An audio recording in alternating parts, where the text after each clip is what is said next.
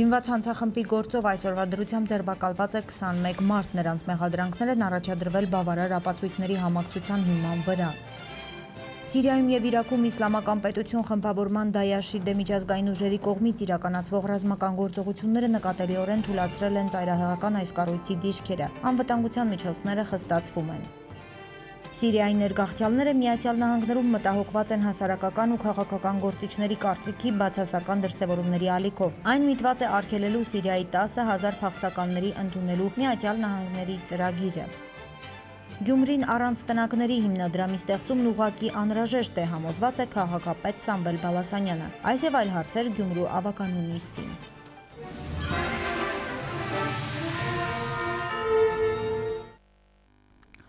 Օրվա նորությունների ընդհանրացմամբ այսօրի մարզային թողարկումն է եթերում, բարև ձեզ։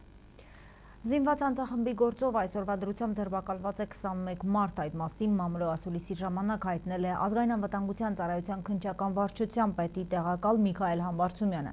Այսօր ձերբակալված են թվով 21 անձինք, նրանց մեղադրանքներ են առաջադրվել բավարար ապացույցների համակցության հիման վրա։ Մենք միջնորդություն ենք ներկայացնելու այդ անձանց նկատմամբ որպես խափանման միջոց կալանք կիրառելու համար, ասել է Համբարձումյանը։ Նա նշել է նաև, որ խումբն ունեցել է հստակ նպատակներ, մշակված ճանապարհներ իրենց նպատակներին հասնելու համար։ Միքայել Համբարձումյանը նաև ընդգծել է, որ Հայաստանի անվտանգության մարմինների կողմից բացահայտված զինված հանցախումբը ծրագրել էր սպանություններ, այն էլ հանրության համար, շատերի կյանքի համար վտանգավոր եղանակով։ Միայն կարող եմ ասել, որ հանցագործությունները միտված են եղել քաղաքացիների, պետական քաղաքական գործիչների, իշխանության առանձին ճյուղերի, ինչպես նաև մարմինների նկատմամբ, հավելել է Համբարձումյանը։ Նոյեմբերի 25-ին վնասազերծված հանցավոր խումբը իր զինվածությամբ, անդամների քանակով, ծրագրած հանցագործությունների վտանգավորությամբ ու դաժանությամբ Հայաստանում նախադեպը չի ունեցել։ Ազգային անվտանգության ծառայության ներկայացուցիչը շեշտում է, խումբը ձևավորվել է կոնկրետ հանցագործություններ կատարելու նպատակով։ Ծրագրավորել են սպանություններ, այն էլ հանրության համար շատ վտանգավոր, շատերի կյանքի համար վտանգավոր եղանակով։ Հանցավոր խումբը ունեցել է գործողությունների հստակ ծրագիր, ազգային անվտանգության ծառայությունը արդեն գրավոր ցուցմունքներ ունի դրա վերաբերյալ։ Ծրագրված է եղել Երևանում ու Հայաստանի տարբեր քաղաքներում քաղաքացիների, պետական, քաղաքական գործիչների ու իշխանության ներկայացուցիչների նկատմամբ հանցագործություններ կատարել։ Միքայել Համբարձումյանը առայժմ ձեռնպահ է մնում կոնկրետ թիրախների անունները նշելուց, ասում է, նույնիսկ դերաբաշխումն է ավարտված եղել։ Յուրաքանչյուր անդամ իմացել է իր դերը եւ պարտականությունները։ Խմբի ղեկավար Արթուր Վարդանյանի կողմից ձեռնարկվել են խմբի անդամների եւ գործունեությունը քողարկելու համար անհրաժեշտ միջոցառումներ, նույնիսկ խմբի անդամներին բաժանվել են գաղտնի հեռախոսահամարներ, որոնցով նրանք կապ են պաշտպանել միմյանց հետ եւ վարել են հանցագործությունների կատարման հետ կապված խոսակցություններ։ Միքայել Համբարձումյանը զուգահեռներ է անցկացնում Նայիրի Հունանյանի եւ այս խմբի միջև մի տարբերությամբ։ Եթե այն ժամանակ գործ ունեինք մի քանի զենքով զինված ընդամենը մի քանի անձի հետ, ապա այս դեպքում հանցավոր խումբը իր մեծությամբ, զինատեսակների բազմազանությամբ շատ ավելի մեծ վտանգ կարող էր ներկայացնել։ Պատկերացնում եք, թե ինչ տեղի կունենար այս դեպքում, եթե խմբին հաջողվեր իրականացնել իրենց մտադրությունը, այսինքն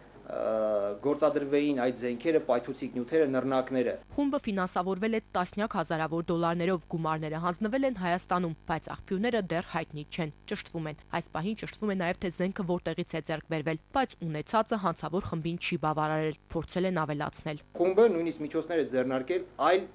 աղբյուրներից նոր քանակությամբ զենքեր հայթայթելու ուղղությամբ։ Պատրաստ են եղել դրա համար բավականին խոշոր գումարներ վճարելու։ Խումբը ազգային անվտանգության ծառայության տեսադաշտում է եղել ձևավորման հենց սկզբից, ապրիլ-մայիս ամիսներից, թեպետ ամեն ինչ արել են, որ աննկատ մնան, բայց չի հաջողվել։ Այս պահին քաղաքական որևէ ուժի հետ կապ չեն տեսնում։ Միքայել Համբարձումյանը զավեշտալի է համարում լուրերը, թե հանցավոր խմբի վնասազերծումը բեմականացում է։ Ինչը դուք տեսաք էկրաններով, ինչը դուք լսեցիք պաշտոնական մեր հաղորդագրություններում, դրանք ամբողջությամբ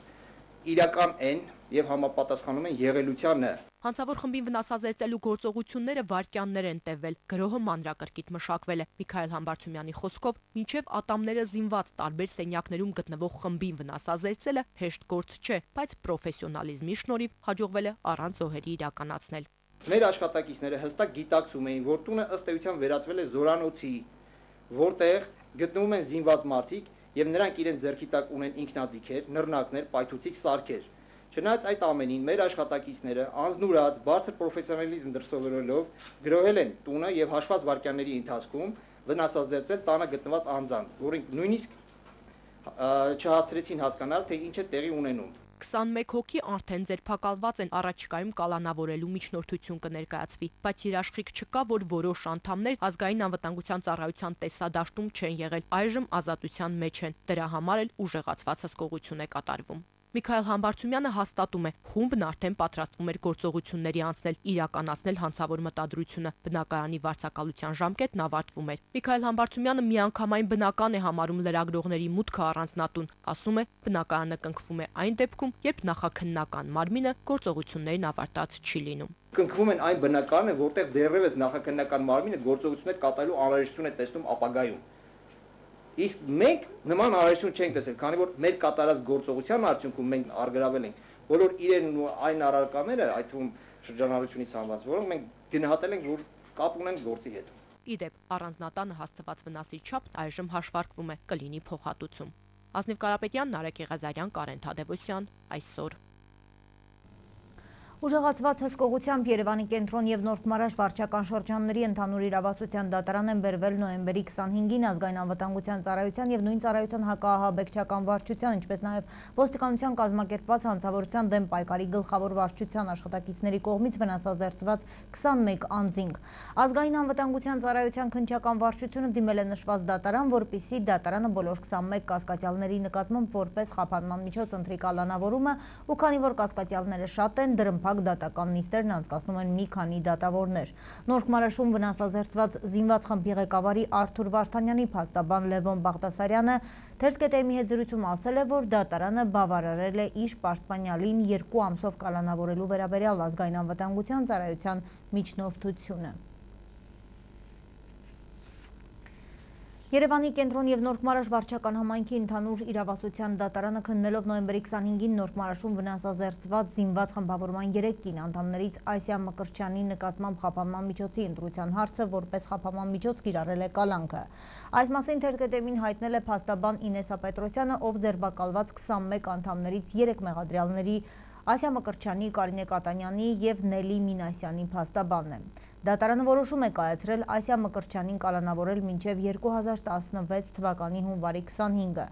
Փաստաբանը նշել է, որ իր 3 պաշտպանյալներն էլ առաջադրված մեղադրանքը չեն ընդունում, սակայն նշել է, որ ավելին ասել չի կարող, կաշկանդված լինելով նախաքննական գաղտնիքով։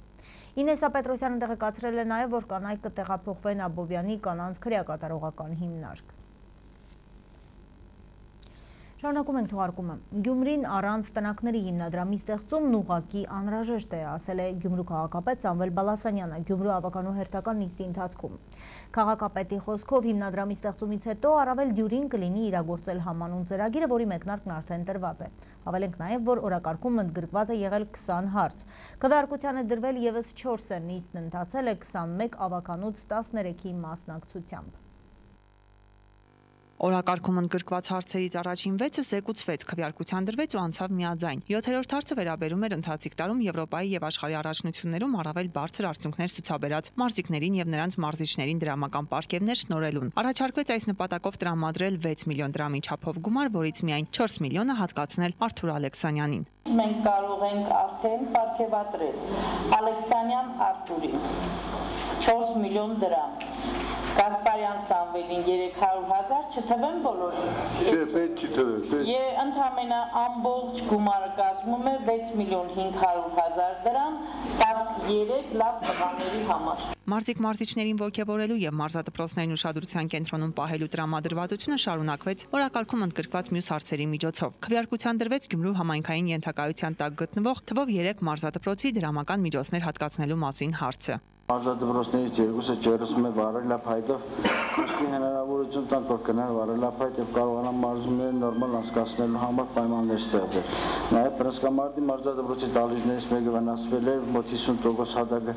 իրանք իրենց ուժերով փոխել են,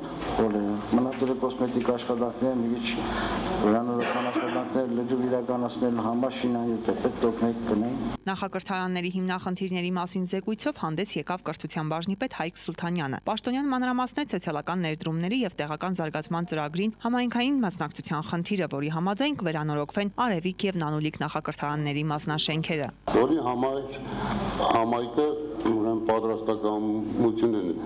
ցուցաբերելու ուրեմն 10%-ի ներդրում կատարելու համար։ Օրակարգում ընդգրկված 20 հարցից զատ քվեարկության դրվեց եւս 4 լրացուցիչ հարց։ Առաջարկվեց հաստատել 2015 թվականի նոյեմբերի 25-ին քաղաքապետի Գյումրին առանց տնակների հիմնադրամի ստեղծման մասին որոշումը։ Մեր բնակարանները դեռևս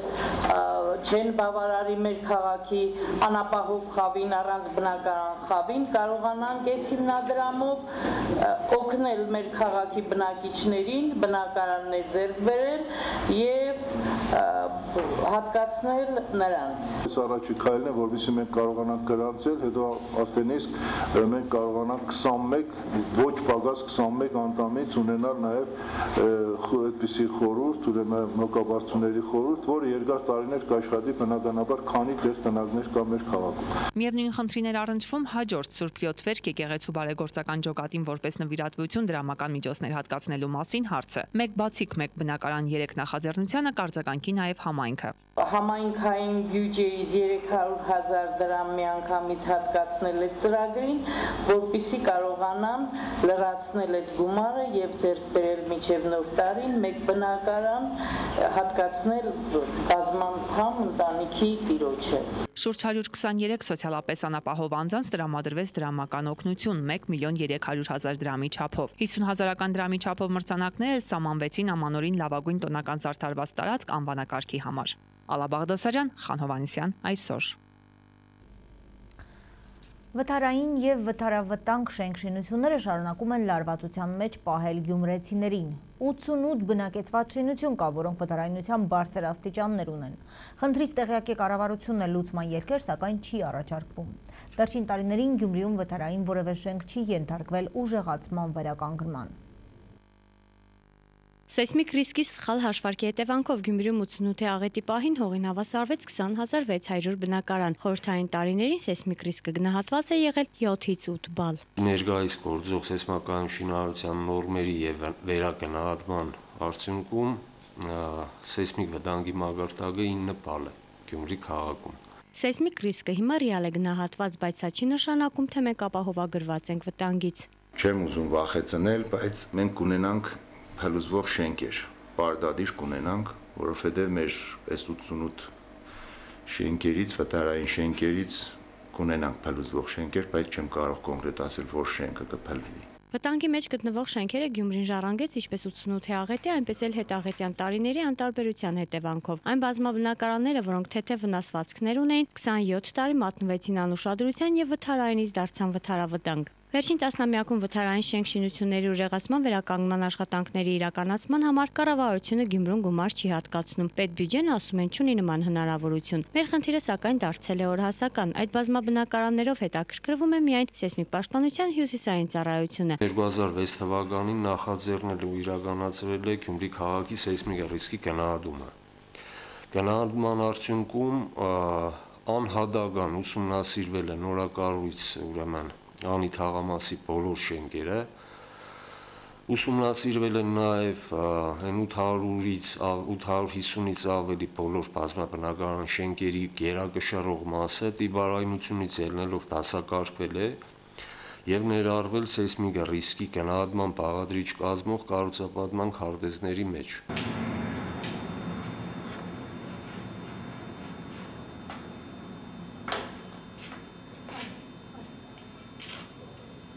Տիկին Ժենյան Տիգրան Մեծի 5 շենքի իր մուտքում մնացել է մենակ։ Հարևանները բանալիները հանձնել են նրան եւ հեռացել։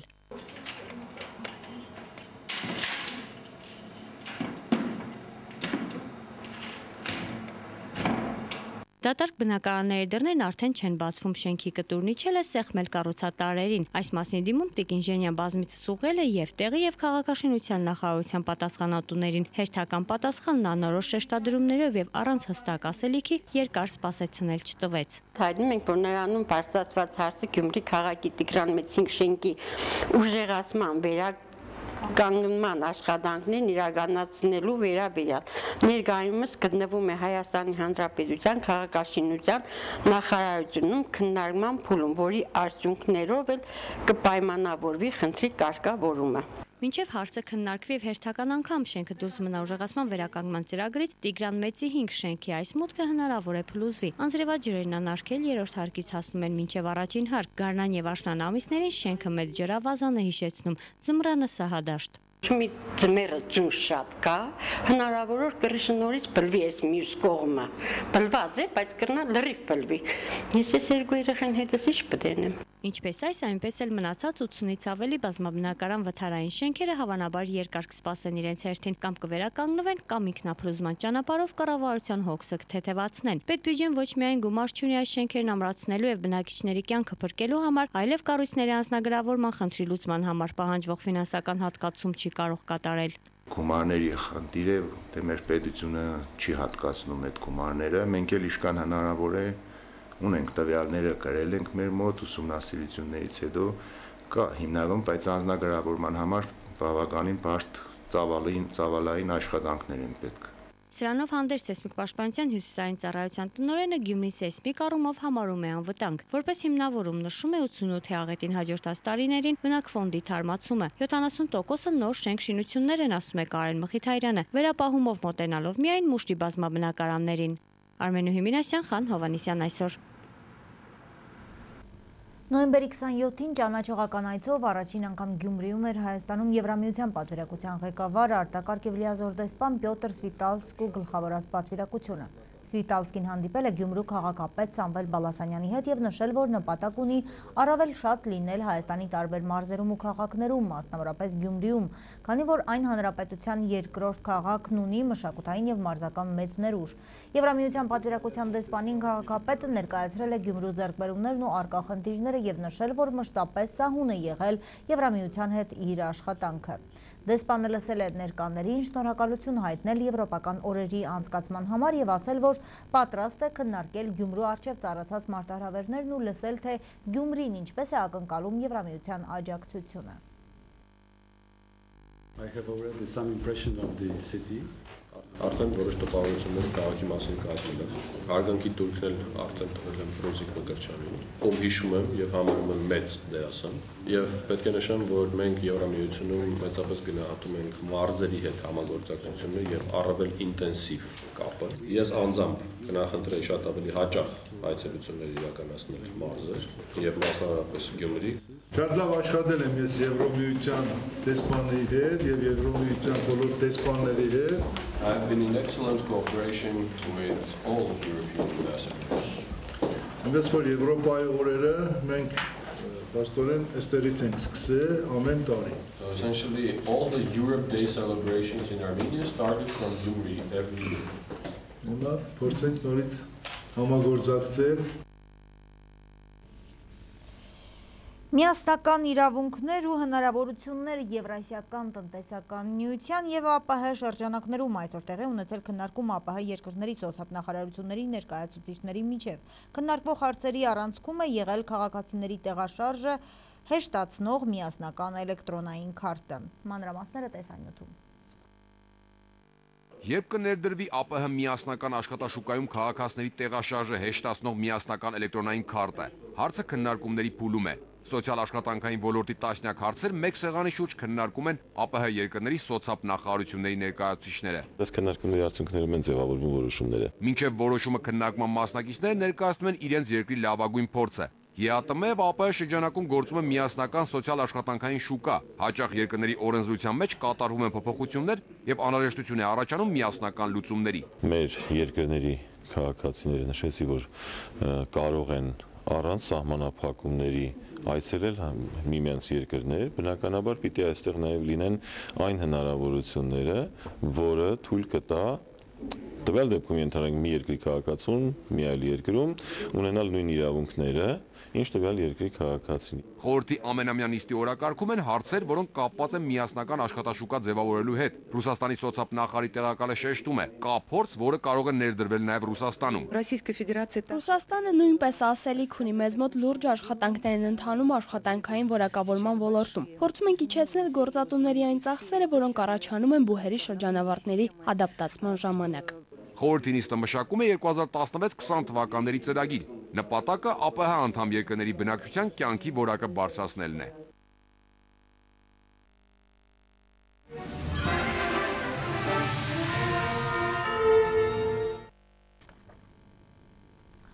Նախագահ Սերժ Սարգսյանն այսօր ընդունել է Հայաստանի գլխավոր դատախազ Գևորգ Կոստանյանին դեկտեմբերի 6-ին կայանալիք սահմանադրության փոփոխությունների հանրաքվեի հետ կապված դատախազության իրավասությանն առնչվող հարցերի շուրջ զեկույցի համար։ Գլխավոր դատախազը նախագահին զեկուցել է, որ դատախազությունում ստեղծվել է աշխատանքային խումբ սահմանադրության փոփոխությունների հանրաքվեի քարոզչության, բուն հանրաքվեի եւ դրան հաջորդող գործընթացների շրջանակներում քաղաքացիների ընտրական իրավունքի իրացմանը եւ իրենց դիրքորոշումը արտահայտելուն որևէ ապօրինի միջամտության վերաբերյալ յուրաքանչյուր ահազանգի պատշաճ արձագանքելու նպատակով։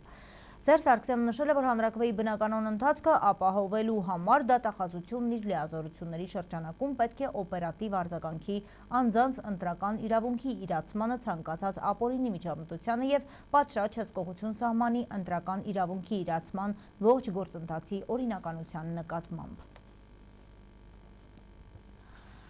Նախագահ Սերժ Սարգսյանին այսօր իր հավատարմագրերն է հանձնել Դանիայի թագավորության արտակարգ եւ լիազոր դեսպան Քրիստիան Դոնս Քրիստենսենը։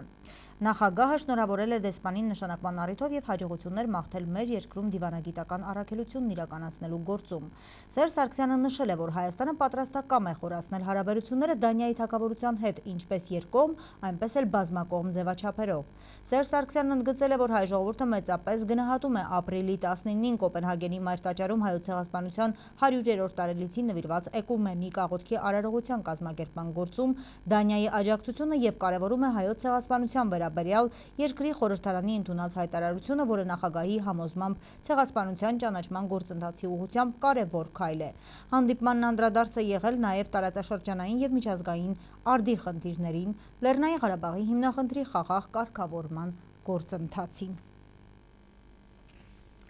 Հինգշաբթի օրը Լոս Անջելեսում անցկացված «Մեր տունը» խորագրով համահայկական հեռուստամարաթոն 2015-ն արձանագրել է 10.378.465 դոլարի նվիրատվություն եւ նվիրատվության խոստում։ Այդ մասին հայտնում է Հայաստան համահայկական հիմնադրամը։ Հավաքագրած գումարը կուղղվի Արցախում 5 եւ ավելի երեխաներ ունեցող ընտանիքներին տներով ապահովելուն, ինչպես նաեւ բարերարների կողմից ընտրված նպատակային ծրագրերի իրականացմանը Հայաստանում եւ Արցախում նշված է հաղորդագրությունում։ Հիմնադրամը նշում է նաև, որ այդ նպատակով ողջ տարվա ընթացքում իր աշխարհասփյուր գրասենյակները համայնքներում իրականացրել են տարբեր դրամահավաք միջոցառումներ, այդ թվում հեռախոսամարաթոն, ռադիոմարաթոն, բարեգործական համերգ, դրամահավաք, ճաշկերույթ։ Հիմնադրամը շարունակում է ընդունել նվիրատվություններ։ Հեռուստամարաթոն 2014-ը, հիշեցնենք, արձանագրել էր 2.4 միլիոն դոլարի նվիրատվություն եւ նվիրատվության խոստում։ Սահմանի մասին նոյեմբերի 26-ին եւ լույս 27-ի գիշերը հակառակորդի կողմից հրադադարի ռեժիմի խախտումները անհամեմատ նվազել են, փոխանցում է Լեռնային Ղարաբաղի պաշտպանության նախարարությունը։ Հաղորդագրության համաձայն նշված ժամանակահատվածում Լեռնային Ղարաբաղի եւ Ադրբեջանի զորքերի շփման գծում հակառակորդի կողմից հրադադարի ռեժիմը խախտվել է շուրջ 20 անգամ։ Տարբեր տրամաչափի հրաձգային զինատեսակներից հայ դիրքապահների ուղղությամբ արձակվել է ավելի քան 300 կրակոց։ Պաշտպանության բանակի առաջապահ զորամասերը հիմնականում հավատարիմ են մնացել հրադադարի պահպանման ռեժիմին եւ շարունակել վստահորեն իրականացնել իրենց արժեվ դրված մարտական խնդիրը, ասված է Լեռնային Ղարաբաղի ռազմական գերատեսչության մամուլի ծառայության հաղորդագրությունում։ Ռուսաստանի Դաշնության արտգործնախարար Սերգեյ Լավրովը հայտարարել է, որ Թուրքիայի իշխանություններն անցել են թույլատրելի բոլոր սահմանները եւ որ Անկարայի դիրքորոշումը կարող է երկիրը տանել բարդագույն իրավիճակի։ Կարծում ենք, որ թուրքական իշխանությունները անցել են բոլոր թույլատրելի սահմանները եւ վտանգում սեփական երկիրը տանել բարդագույն իրավիճակի եւ երկարատև ազգային շահերի ու տարածաշրջանում արկա իրավիճակի տեսանկյունից։ LifeNews.ru-ի հաղորդման ասել է Սերգեյ Լավրովը։ Ռուսաստանի Դաշնության նախագահի մամլոխոսնակ Դմիտրի Պեսկովը պատասխանելով հարցին, որ Թուրքիայի նախագահ Ռեջեփ Թայիպ Էրդողանը Սու-24 ինքնաթիռի կործանումից հետո փորձել է կապվել Պուտինի հետ, հայտարարել է, որ թուրքական կողմն իսկապես փորձել է կապվել Ռուսաստանի Դաշնության նախագահի հետ, սակայն միջադեպից 7-8 ժամ անց տեղեկացնում է ՌԻԱ Նովոստի գործակալությունը։ Ավելի վաղ Էրդողանը Ֆրանս 24-ին տված հարցազրույցում ասել էր, որ ինքը փորձել է Սու-24-ի կործանումից հետո խոսել Պուտինի հետ, սակայն զրույցը չի կայացել։ Էրդողանի խոսքով ինքը նաև Փարիզում նոյեմբերի 30-ին Պուտինի հետ հանդիպելու առաջարկ է ներկայացրել, սակայն դեռ պատասխան չի ստացել։ Սիրիայում եւ Իրաքում իսլամական պետություն խմբավորման Դայաշի դեմ միջազգային ուժերի կողմից իրականացվող ռազմական գործողությունները նկատելիորեն թույլատրել են ծայրահեղական այս կառույցի դիրքերը։ Անվտանգության միջոցները խստացվում են։ Փարիզում անցյալ շաբաթ իրականացված ահաբեկչական հարձակումների վերքը արևմուտքում դեռևս շատ թարմ է, սակայն սգում մի քանի օրերից հետո այստեղ ավելի շատ նկատելի են վախը եւ անվտանգության միջոցառումները խստացնելու պահանջը։ Անվտանգության հարցերով նախկին եւ ներկա պաշտոնատար անձանց խոսքերով առաջ է եկել նոր իրադրություն։ Ինչպես ԱՄՆ-ի կենտրոնական հետախուզական վարչության նախկին տնօրեն Ջեյմս Ուիսլին է ասում, Կարծում եմ Դաեշը դեռ երկար է իր մասին հիշեցնելու, եթե նույնիսկ ոչնչացվեն այս խմբավորման հրամանատարական կայանները, գրավվի նրանց խալիֆայությունը ու ոչնչացվի։ Հակահաբեկչության հարցերով պաշտոնատար անձինք հավատացած են, որ Փարիզի տարբեր հատվածներում եւ Եգիպտոսում ռուսական օդանավի դեմ իրականացված հարձակումներով ծայրահեղական Դաեշը ցանկանում է ցույց տալ իր ճկունությունը, այսինքն իրադրությունից ելնելով իր կարողությունները այլ կերպ կիրառելու հնարավորությունները։ Ճիշտ է, Դաեշի դեմ ԱՄՆ-ի ռազմական գործողությունների հրամանատարներից գնդապետ Սթիվ Ուորենի խոսքերով նկատելի է, որ Դաեշի պահակակետերում այսօր ավելի փոքր թվով ծայրահեղականներ կան, ինչը նրանց դիրքերի թուլացման մասին է խոսում, Վաշինգտոնում լավ են գիտակցում, որ այսօր ամենակարևորը այստեղ անվտանգությունը պաշտպանելն է։ Գլխավոր մտահոգությունը իսլամական պետություն խմբավորման Դաեշի պատեհապաշտ բնույթն է, որը մարդու էությանը հատուկ ոչինչ հաշվի չառնելով կարող է դիմել անկանխատեսելի քայլերի։ Հակահաբեկչության հարցերով բարձրաստիճան նախկին պաշտոնյա Մուբին Շայխի հիշեցնում է, որ Դաեշն ունի տեղում ծայրահեղականներին մարզելու ու հարձակումներ իրականացնելու նպատակով նրանց տարբեր երկրներ ուղարկելու ծրագիր։ Այս ռազմավարությունը նրանք միշտ են ունեցել եւ այդ մասին հայտարարել են բազմիցս։ Ամերիկայի ձայնին տված հարցազրույցում նա ասում է, որ Դաեշը կերպարանափոխվել է եւ այժմ մտածում է ոչ այնքան խալիֆայություն հաստատելու նպատակով տարածքներ գրավելու, որքան այս տարածքներից հեռու վայրերում խաղաղ բնակչության դեմ գործողություններ իրականացնելու մասին եւ այդպես է ուզում աշխարհում իր տեղը ամրապնդել որպես մահմեդական պատերազմի գլխավոր ջատագով։ Սիրիայի ներգաղթյալները Միացյալ Նահանգներում մտահոգված են հասարակական ու քաղաքական գործիչների կարծիքի բացասական դրսևորված է արգելելու Սիրիայի 10,000 փախստականների ընդունելու Միացյալ Նահանգների ծրագիրը։ Իսմայիլ Ալ-Ռայֆը այն փախստականներից է, որոնք մտահոգված են փախստականների մուտքը ԱՄՆ արգելելու վերաբերյալ վերջերս հաճախ հնչող կոչերից։ Իսմայիլը երբեք չի մտածել, որ ինքն ու իր ընտանիքը Չիկագոյում իրենց տունը կունենան։ Մենք երեխաների հետ տանն էինք եւ բոլորս թաքնվեցինք մահճակալի տակ։ Խուսափեցինք մահից վերջին րոպեին եւ դա պատճառ դարձավ, որ հեռանայինք Ամման։ Ավելի քան 2 տարի Հորդանանում փախստականների ճամբարում գտնվելուց հետո նրա ընտանիքին հնարավորություն տրվեց ներգաղթել ԱՄՆ։ Նրանք հասան Չիկագո պատմությանը հայտնի ամենացուրտ ձմեռներից մեկի ժամանակ, սակայն ի վերջո գտան անվտանգ միջավայր։ Փարիզի ահաբեկչական գրոհից հետո հարցումները ցույց են տալիս, որ ամերիկացիներից շատերը այժմ վախենում են, որ փախստականների հետ միասին ահաբեկիչներ են սպրտել Միացյալ Նահանգներ։ Այդ պատճառով նրանք կողմ են, որ արգելակվի սիրիացի 10,000 փախստականների ընդունելու ծրագիրը։ Սիրիացիները, որոնք փախչում են պատերազմից, բողոքում են նման մոտեցման դեմ։ ԱՄՆ-ի կոնգրեսական Ջեն Շակովսկին միացել է փախստականներին այդ հարցի վերաբերյալ հասարակական ընկալումները ու կարծիքը փոխելու համար։ Ես հասկանում եմ, որ մարդիկ վախեցած են, սակայն կարծում եմ, որ պետք է հասկանալ, որ բոլոր փախստականները, որոնք ժամանել են այստեղ 2001 թվականի սեպտեմբերի 11-ի գրոհներից հետո, ոչ մի անգամ ներգրաված չեն եղել Միացյալ Նահանգների դեմ որևէ գործողության մեջ։ ԱՄՆ-ի բազմաթիվ կազմակերպություններ դատապարտում են սիրիացի փախստականների ժամանման արգելակման փորձերը։ Կարծում եմ ծրագիրը պետք է պահպանել այնպես, ինչպես կա։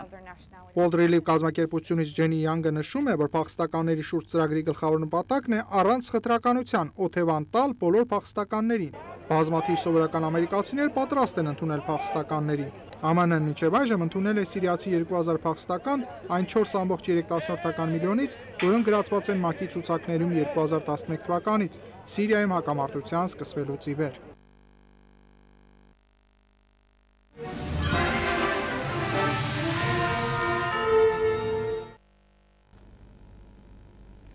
Միջադեպ Պուշկինի անվան թիվ 8 միջնակարգ դպրոցում 6-րդ և 9-րդ դասարանցիների վեճն ավարտվել է զուգահեռ 9-րդ դասարանցիների միջև ծեծկռտուքով։ Ինչ մեկնաբանություն ունի կրթօջախի տնօրենն ու ինչ են պատմում աշակերտները։